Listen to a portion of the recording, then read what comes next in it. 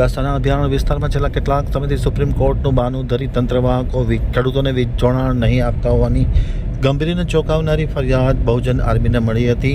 રજૂઆત બાદ તેમણે આંદોલનનો માર્ગ અપનાવ્યો હતો અને આજે ભુજ હાઈવે ચક્કાજામ કર્યો હતો। હવે જોઈએ નલિયા આમતક ન્યૂઝ બ્યુરોમાંથી હિરેન ગોસ્વામીનો એક વિસ્તૃત અહેવાલ। અબડાસાના મુખ્ય મથક નજીક નલિયા ખાતે સામાજિક આગેવાનો દ્વારા ચક્કાજામ કરવામાં આવ્યું હતું।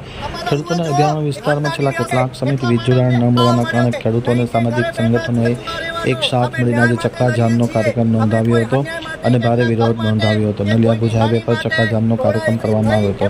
જોકે તાત્કાલિક અસરથી પોલીસ દ્વારા ચુસ્ત બંદોબસ્ત ગોઠવવામાં આવ્યો હતો અને જ્યાં ચક્કાજામ કરવામાં આવેલો ત્યાં ટ્રાફિક જામના દ્રશ્યો સર્જાયા હતા। વીજ લાઇન અંડરગ્રાઉન્ડ કરવા સાથે ખેડૂતોને કનેક્શન આપવાની માંગ દોહરાવવામાં આવી હતી।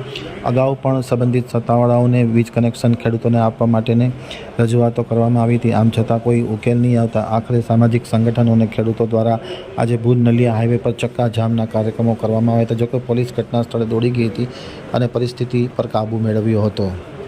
હજારો વર્ષોથી કૃષિ પ્રધાન એટલે કે ખેડૂતોનો દેશ રહ્યો અને અબડાસામાં છેલ્લા 5-1 વર્ષથી આ સુપ્રીમ કોર્ટના જજમેન્ટનું બહાનું આપી ઘોરાડ અભયારણ્ય અહીંયા થોપી દેવામાં આવ્યું છે।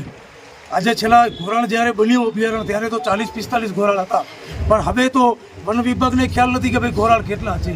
કહે છે કે 2 છે, કહે છે કે છે 2 છે 3 છે એ ખબર નથી, પણ એમની સાથે સાથે ખેડૂતોના જે વીજ કનેક્શન જે અટકાવી દેવામાં આવ્યા છે આજે એનું જ આંદોલન હતું।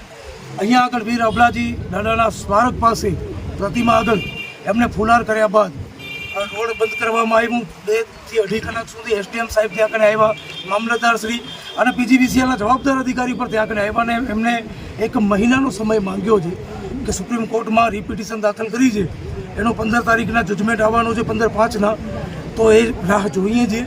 અને મને વિશ્વાસ છે કચ્છના તંત્ર ઉપર, મને વિશ્વાસ છે અબડાસાના ધારાસભ્ય ઉપર કે જ્યારે એમને ટોન મારીએ ત્યારે કામ કરે, ચાવી દઈએ એટલે ત્યાં સુધી કામ નથી કરતા।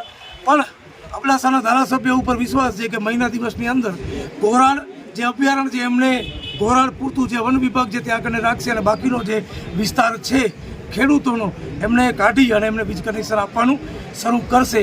જો નહીં કરે તો એ વાયદો કરું છું કે જ્યાં સુધી એક વ્યક્તિને પણ વીજ કનેક્શન નહીં મળ્યો હોય ત્યાં સુધી લડત લડશું। અને આજે આ નલિયા હાઈવે બંધ કરવામાં આવ્યું છે, કાલે એસડીએમ ઓફિસ પર તાળા લગાડવામાં આવે, કોઠારા પીજીવીસીએલને તાળા લગાડવામાં આવે અને ધરણા, ભૂખ હડતાલ જેવી તમામ સંવૈધાનિક જે અધિકારો મૌલિક મળેલા છે એ સંદર્ભે જે આંદોલન થઈ શકશે અમે ચોક્કસ કરવા માટે તૈયાર છીએ। આ અન્નદાતાનો સવાલ છે, કોઈ વ્યક્તિગત મારો કે મારી સમાજનો કે કોઈ એક સમાજનો નથી।